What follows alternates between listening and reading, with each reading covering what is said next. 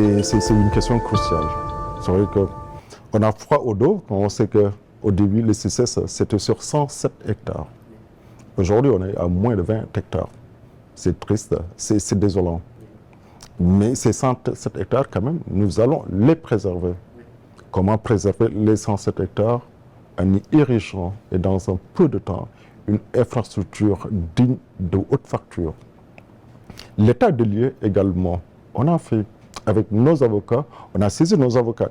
Il faut le dire, et peut-être c'est le moment de le dire, et d'attirer l'attention des autorités.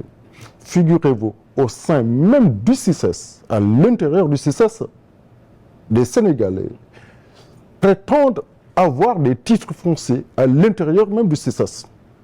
C'est une aberration, c'est terrible. Des Sénégalais à l'intérieur du site qui étaient à l'origine des locataires viennent brandir des titres fonciers. Figurez-vous. J'ai saisi en fait le directeur des impôts et domaines, le CADARS, toutes les autorités impliquées dans ce circuit, on les a saisis, l'agent judiciaire de l'État, pour voir en réalité quel est notre périmètre aujourd'hui. Donc c'est une question qui nous tient à cœur.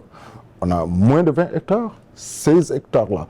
On a un projet que nous voulons mettre en place et dans un très court terme. Donc nous comptons sur les autorités pour que nous disent exactement quel est le périmètre qui nous reste aujourd'hui.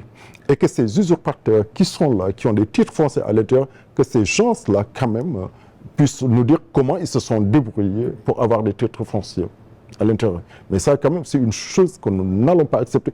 Nous tenons à notre CICES, nous tenons à notre périmètre parce que nous avons des projets futuristes dans ce site-là.